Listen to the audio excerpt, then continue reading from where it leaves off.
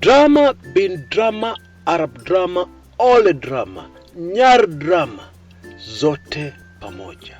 Ayayayayayayaya. Mto drama, ongeza hapo. Haya maswala ni maswala nyeti. We're dealing with a very heavy, extremely heavy, weighty issue here. Is it true that the family of Jomo Kenyatta are not united in the decision of the president to back Raila Odinga? You dear people will be very happy to tell you yes, very quickly. But is that true? Can it be true for a family that has always, through thick and thin, been very united?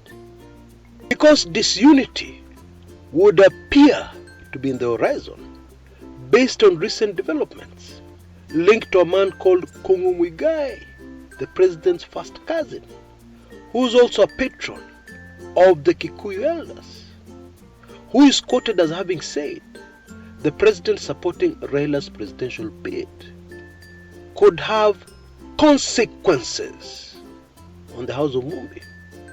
It could affect the House of Mumbi with a curse, because odds are guarded. My apologies. Only spiritual people understand what I'm saying.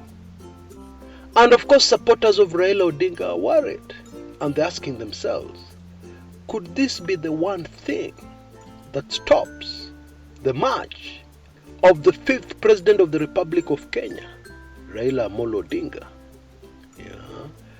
Could this be the thing that stops his march to State House? They're worried. They're wondering what's going on. Many of them have reached out to me. Grace, comment about this issue. It's troubling. Tusumbua akili. Please bring some clarity into it.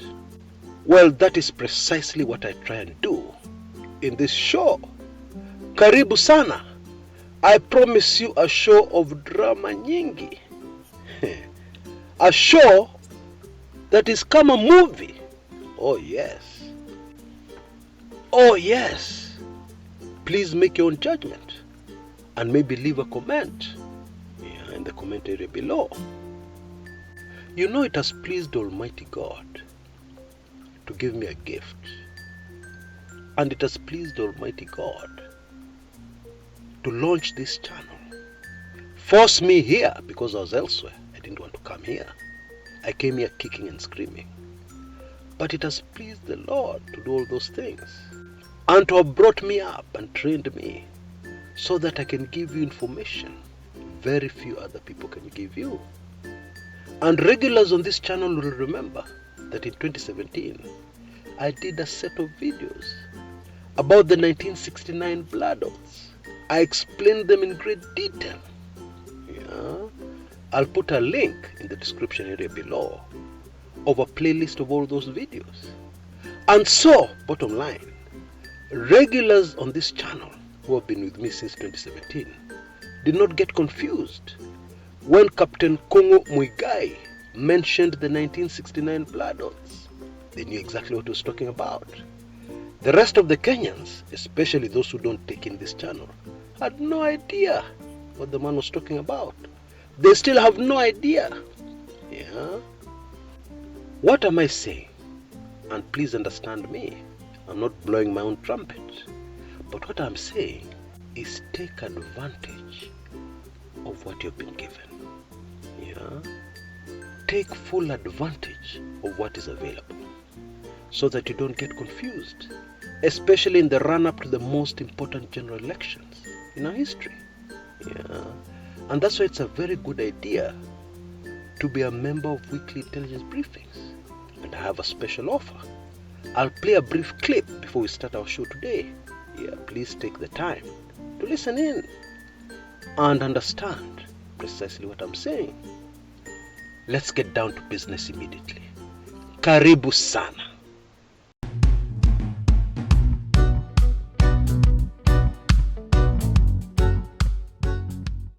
Kindly allow me a second to share with you a heads up.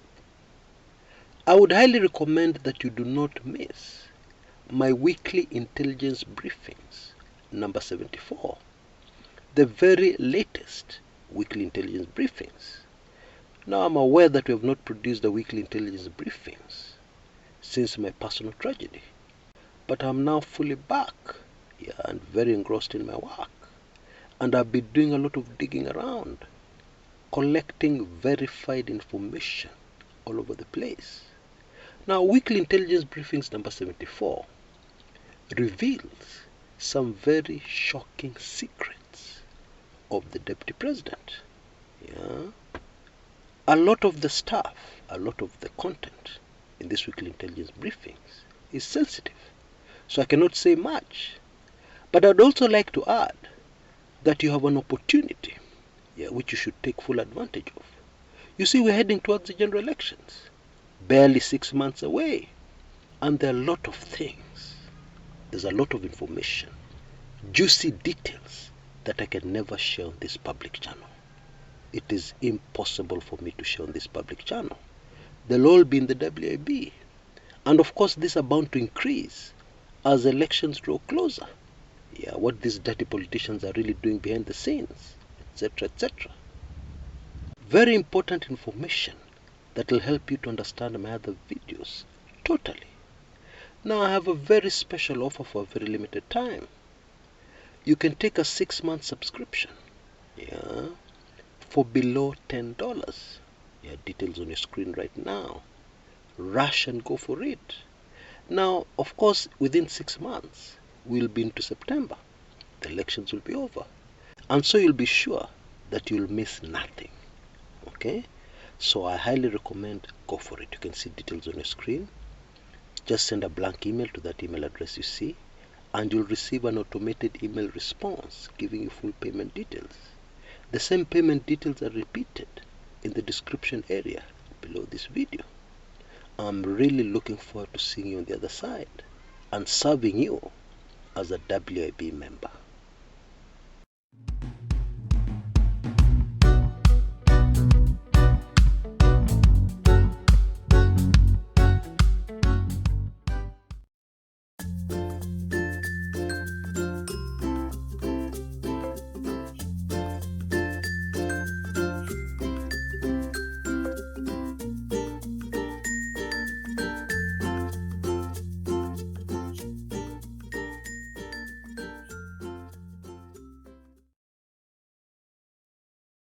Many of the regulars on this channel have repeatedly asked me in comments and in emails, Chris, President Uhuru Kenyatta is now supporting Raila. Je, mambo ya oaths ya 1969 itakuwaje? Hey. And so far I've kept silent. And I've not kept silent because I'm ignoring my treasured followers. No. The reason is I have been quietly analyzing the situation and trying to get information so that when I speak, when I finally make a video, I can do something that will stand the test of time. And so it is most interesting that my hand has been forced, even as I continue with my deep research.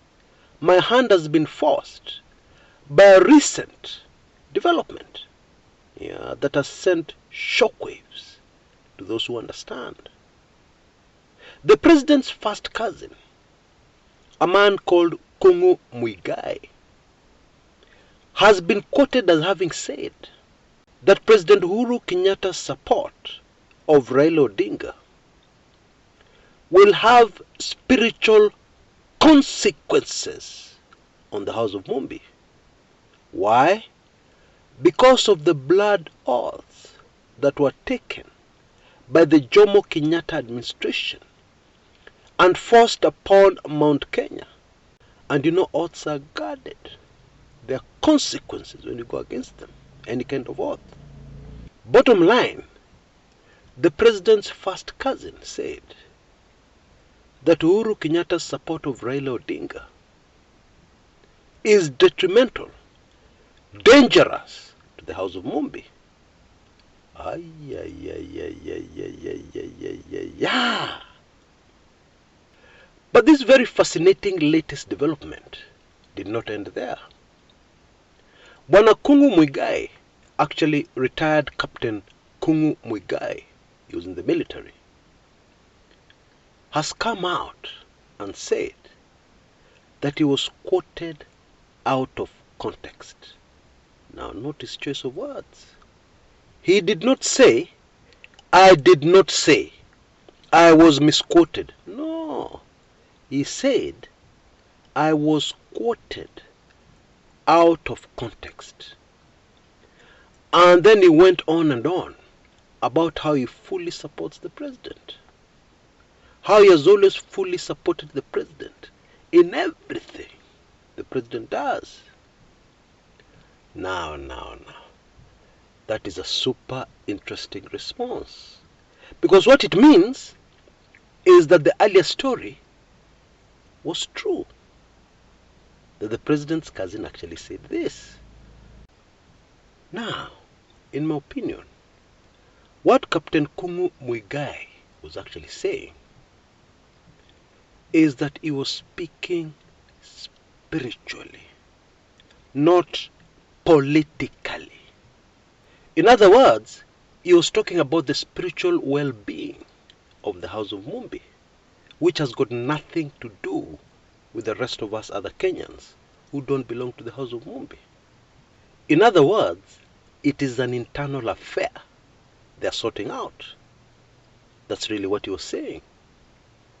Now, stick with me until the end of this video, because I want to share some information that I received about 3 or 4 weeks ago on this issue that is shocking. I will tie it in at the very end of this video today. I think it is very important, before we move any further, for us to establish and understand exactly how the president is related to Kungu Muigai. It's a big story. Although those who have managed to read my landmark book, Dark Secrets of the Kenyan Presidency, will have a very good idea of what I'm about to say. Now, Kungu Muigai is the son of a man who was called James Ngegi. He died in 1995 in Nairobi of a heart attack. Now, James Ngegi was the only brother to Jomo Kenyatta, Kenya's founding father and first president. And James Ngegi and Jomo Kenyatta were very close. Let me just illustrate that with a story, so that we fully understand why and how they were so close. Sometime in the year 1904, don't worry, I'm not going to bore you with history. I'm just going to tell you something that happened that year that is closely linked to what I want to illustrate here. Sometime during that year, we don't know the exact date, a small 7-year-old boy arrived in front of the hut of a very famous seer, who was somewhere near Thogoto, that's in Kiambu, not very far from Nairobi. Indeed, a 20 minutes drive from the CBD. This young 7-year-old boy arrived there, and it was raining very hard. He was drenched, and on his back he was carrying a child, barely 2 years old. And the great, very famous seer, Kongo Wamagana, looked at the boy and he started to make a prediction. You shall be a great leader. Leadership is in your blood. You will never be removed from leadership by a man, etc., etc. Now, the identity of that small boy, actually an orphan, he had lost both his dad and his mom, was Kamau wa Muigai. Now, I know that will not ring a bell amongst many Kenyans. That man, Kungu Muigai, was later known as President Jomo Kenyatta.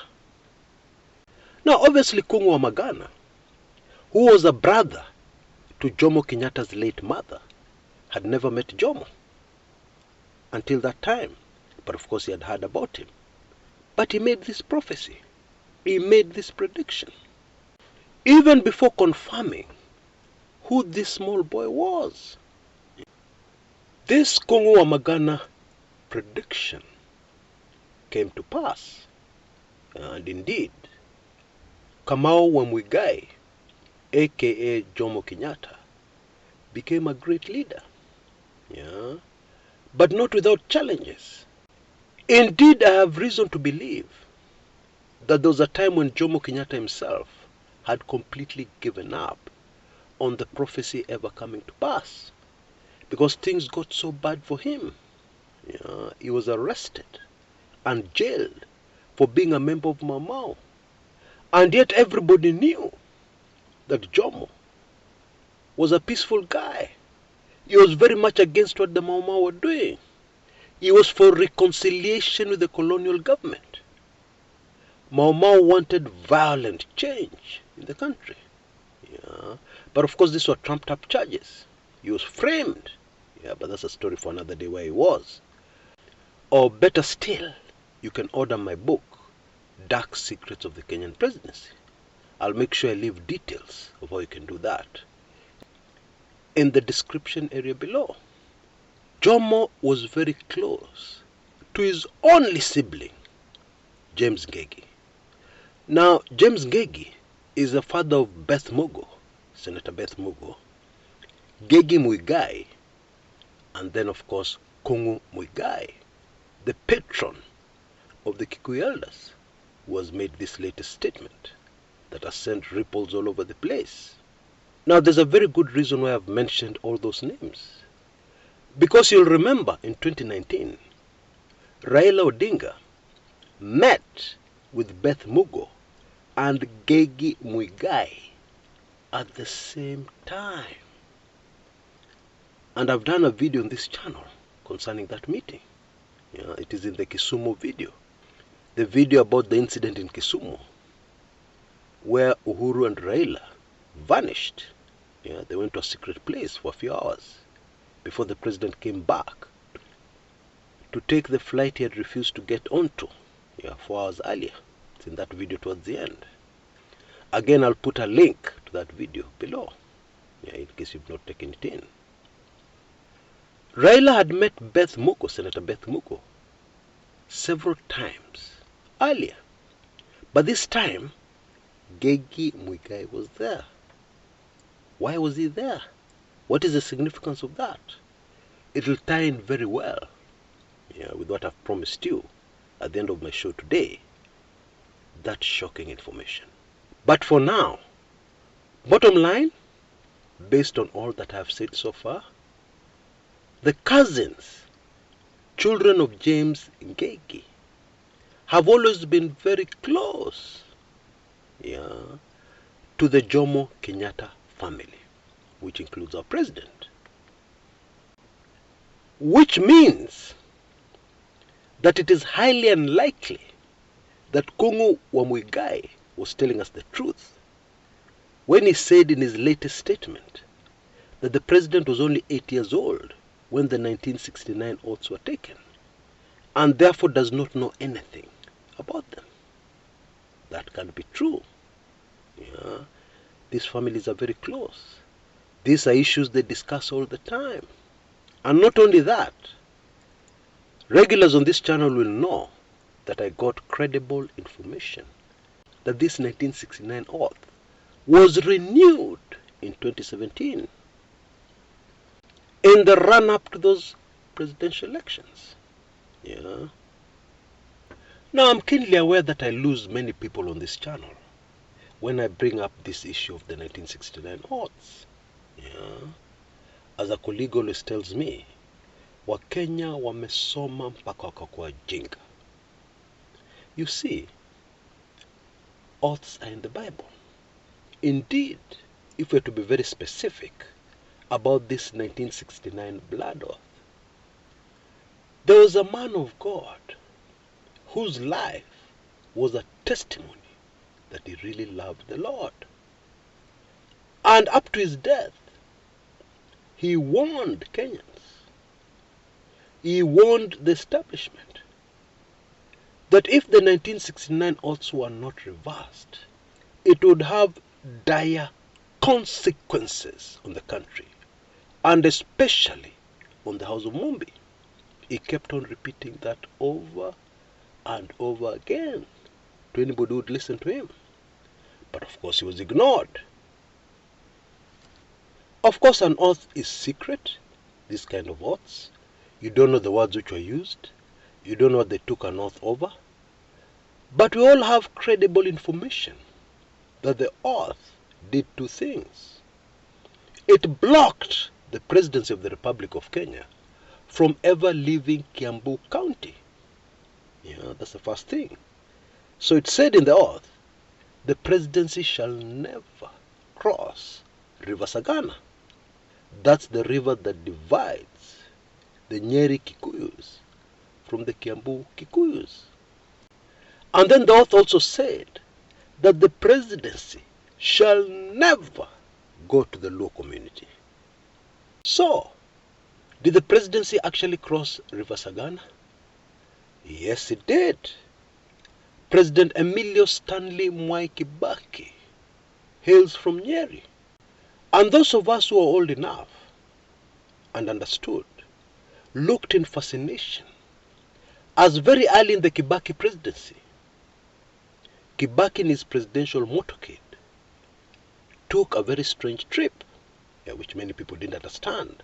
The motorcade drove along Thika Road, crossed the River Sagana, and the president stopped over at the Del Monte factory and bought some juice. And then the motorcade drove right back to State House, Nairobi. And so on that day, spiritually, symbolically, the Presidency crossed River Sagana. But oaths have consequences. What were the consequences? We all remember that even before he took his oath of office, President Mwai Kibaki was involved in a very serious road accident. And indeed a very strange and bizarre road accident at the junction of Machakos Road and Mombasa Road. Many experts have agreed that was he not in a high-end vehicle with lots of airbags and other safety features, the president may not have survived that accident. Of course, at the time he was not yet president. He was not yet elected. But it was clear to all Kenyans that he was well on the way to being the next president after Moi. And the strange tragedies did not stop there. Into Mwai Kibaki's presidency, many people call it a jinxed presidency, including yours truly. During the Mwai Kibaki presidency, there was a plane crash in Busia where the president lost some of his cabinet ministers in one day. What? President Kibaki, who I believe would have done many great things for the country, made Kenya unrecognizable, was the victim of very many bizarre and unfortunate tragedies while in office, and things which could not be explained. For instance, he was dogged by poor health. Indeed, the president has never really recovered to this day. He has many health issues, which he did not have prior to his taking over the presidency, prior to the Machakos Mombasa Road accident. So the presidency crossed the River Sagana with consequences. Why? Because of the blood oath of 1969. I believe now those of us who did not understand will understand what Kungu Muigai was saying about the 1969 oaths and the president supporting Raila Odinga. Now, the information I promised.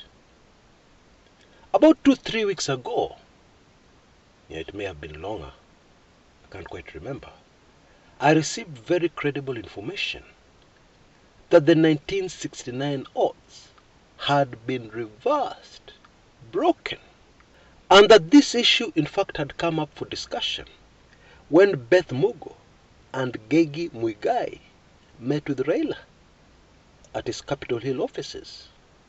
You know, actually, President Uhuru Kenyatta and Raila Odinga are the perfect people to break this evil oath, because President Uhuru Kenyatta is the son of the man who engineered the oath in the first place, his father, the Jomo Kenyatta. And Raila Odinga is the son of the person whom the oath was targeted at, Jaramogi Oginga Odinga.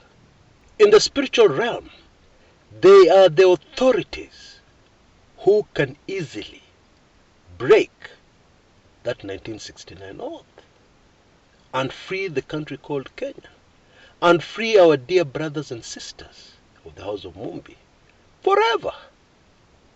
And so if this information is accurate, what is Kungu Muigai telling us? What are the Kikuyu Council of Elders telling us? It's a real mystery. It's a puzzle. And yet last time I checked, the Jomo Kenyatta family has always been solidly united, is still solidly united. So what was going on here? Very strange. Perhaps the person who reported the very first remarks of Kungu Muigai missed an important part of the conversation. Because you would say something like this and then add, but this has been broken. So and so did this, so and so did that. Information which I'm sure the people involved would not like to be public, because it might have other insinuations that will shock some Kenyans. Not all Kenyans understand about these things, these spiritual things. It could very easily create the wrong perception. So I can understand that. So is that what really happened? Or is the 1969 oath not yet broken? Folks, I'm afraid only time will tell. Until next time, this is Chris Kumekucha.